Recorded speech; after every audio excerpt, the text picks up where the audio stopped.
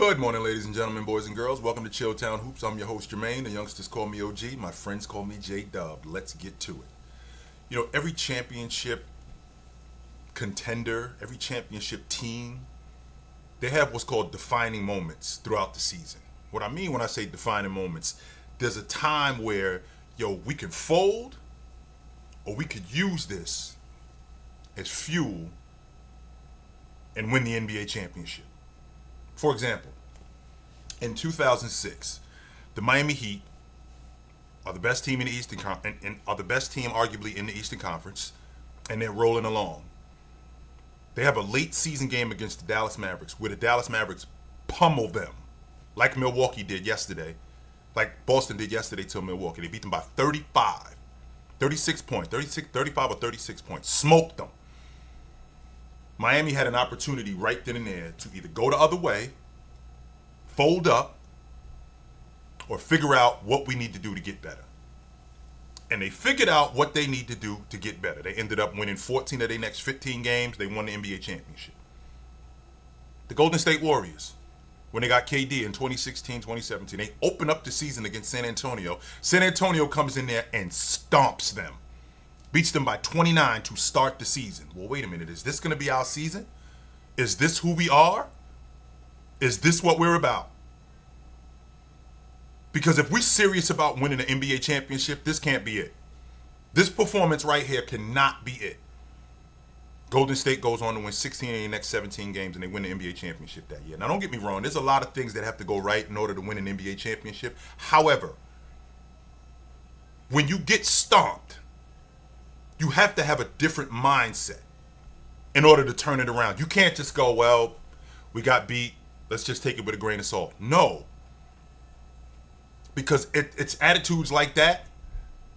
It's attitudes like that that'll get you stomped again.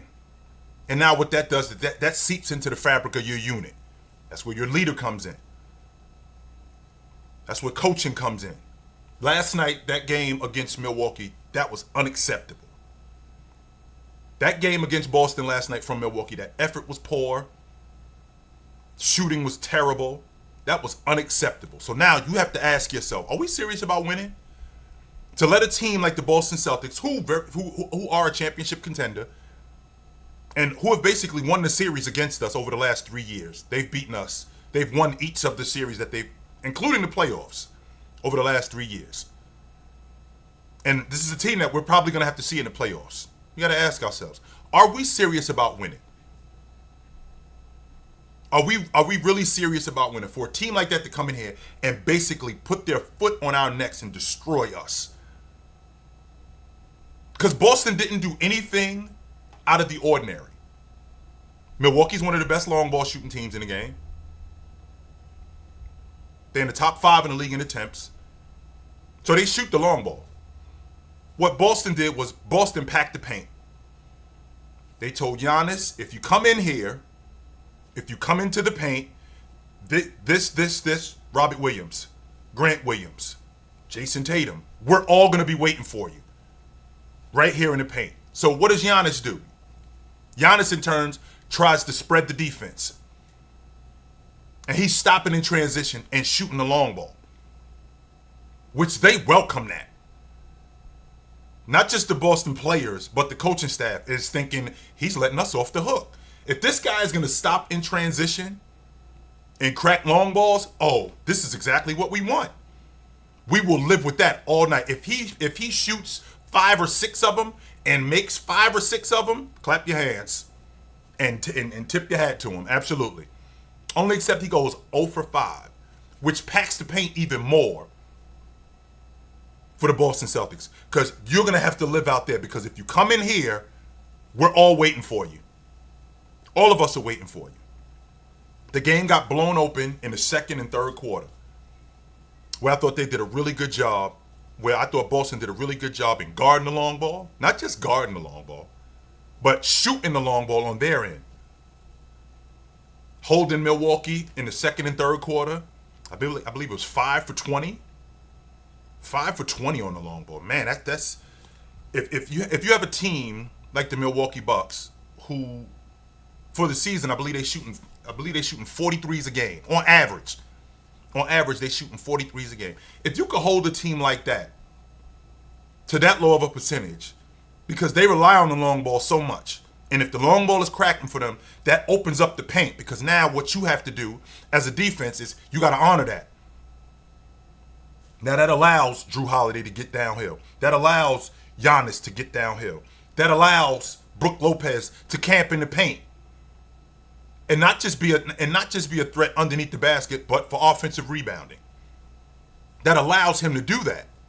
So if you're gonna let them shoot the long ball like that and they're cracking it, that makes them more dangerous. But Boston didn't. Boston did a good job in guarding the three, and they allowed Giannis to do that. And that defensive effort, don't get me wrong, I don't expect Jason Tatum to go 8 for 10 on the long ball. I don't expect Jaylen Brown to go 3 for 5 on the long ball. Or Boston as a whole. I don't expect them to shoot 50% for the game. I think it's pretty difficult. I don't care who you are.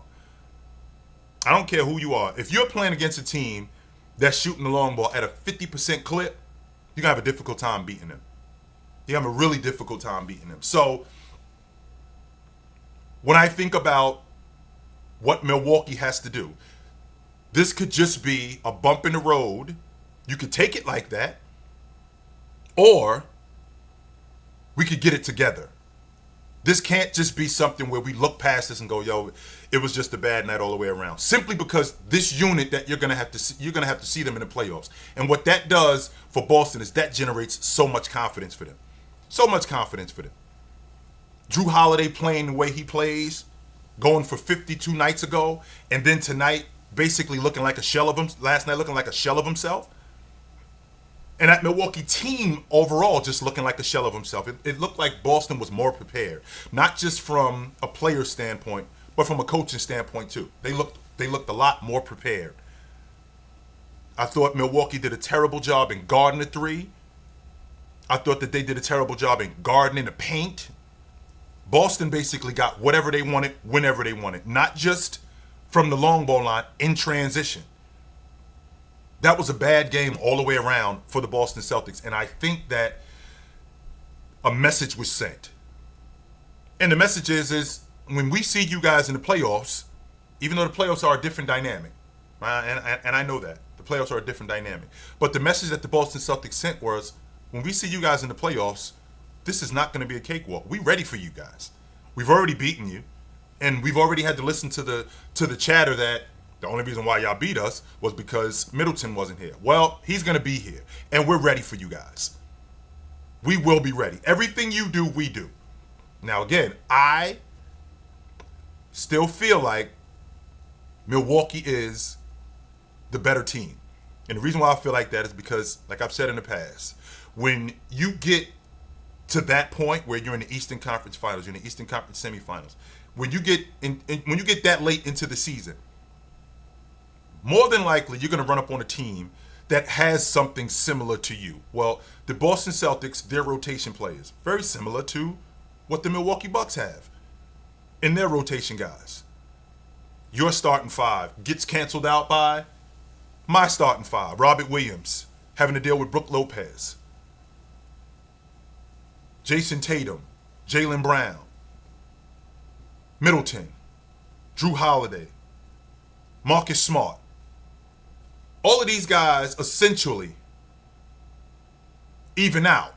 The question is in the end, what's going to be the difference? And I still feel like this to this day. I think what the difference is going to be is my best player is better than your best player.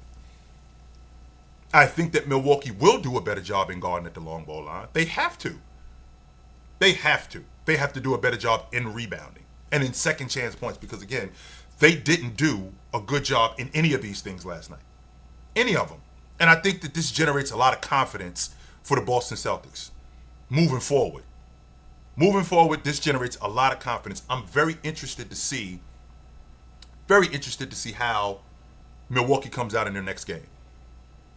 That's going to tell me a lot about how serious this team is. in terms of winning an NBA championship, especially this late into the season. We're not in January where we're in the dog days of the season. We're not in February right before the All-Star break where guys are just trying to get it over with. No, we're not. We're not at that time. The playoffs start in 2 weeks. The playoffs start in 2 weeks. And if we're serious about winning this thing, we have to come back with a statement that what you saw on Thursday night was an anomaly. That was just a bad night for us, and that's not who we are. We're much better than that. Much better than that. And I think that they will. I think Milwaukee will. I said before the season started, I think Milwaukee's winning the NBA championship, and I still stand on that until somebody puts them out. I'm having a difficult time seeing somebody beat them 4 times in a week. This isn't a one-game series. It's difficult for me to see somebody beating them 4 times in a week. I don't see it.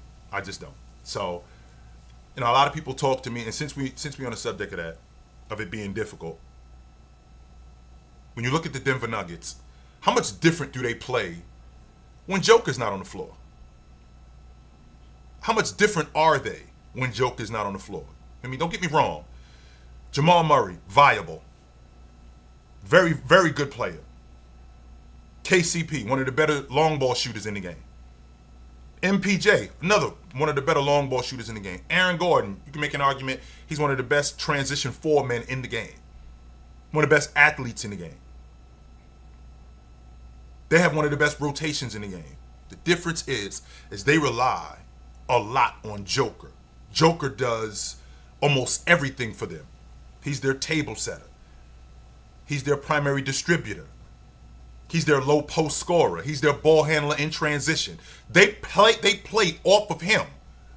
And he makes life less difficult for them. And the reason why he makes life less difficult for them because he attracts so much attention. So when you look at Jamal Murray, a lot of Jamal Murray's shots come off of off-ball action. A lot of pick and flare, where Joker's diving and attracts attention, where he's getting doubled. Same thing with MPJ. A lot of his stuff comes in transition. And that's because Joker attracts the attention that Joker attracts. And Joker's ability to pass, he makes every last one of these guys threats on the floor. Every last one of them. But when you play against a team without your best player, like Denver did last night, the other team is going to thrive. And Brandon Ingram looked really good last night. He looked really good last night, getting other guys involved, getting Herb Jones involved, getting McCullough involved, and getting them in spaces where they're really good. Herb Jones, I'm a big Herb Jones fan. I've always been a big Herb Jones fan. I think he's one of the better on-ball defenders in the game. I think we're going to have a conversation about him in the near future, about him being the defensive player of the year. That's going to happen. I'm really confident that that's going to happen. But offensively, he's improved. Offensively, he has improved. He just gives me Bruce Bowen vibes. A guy who can knock down the long ball, who can defend, one of the better D&3 guys in the game. That's the kind of vibe that he gives me. Brandon Ingram attracts a lot of attention, which is what he did last night, which enable guys like CJ McCollum to get into the mid-range, which enable guys like Herb Jones in transition to knock down open shots. Because at the pro level, again, I should expect you to knock down open shots when you're open, right? I don't think that that's something that's ridiculous for me to ask. But a lot of people are talking to me about how, Denver might be a first-round exit. That's really not something that I want to see, to be honest with you. But depending on the matchup and how, not inconsistent, because Denver is pretty consistent. Depending on the matchup, they could have a really tough out. Denver could have a really big problem. They could have a really big problem. And I think that they should be fine getting out of the first round. I do not want to see them against the Lakers, because that could very well be a 6-7 game dogfight that they could lose. So they got their hands full. Yes, they do. And this is what it's about, guys. This is the season. This is where we are, and I'm here for it. So you guys know where to find me. I will be around, but until then, take it light, but take it.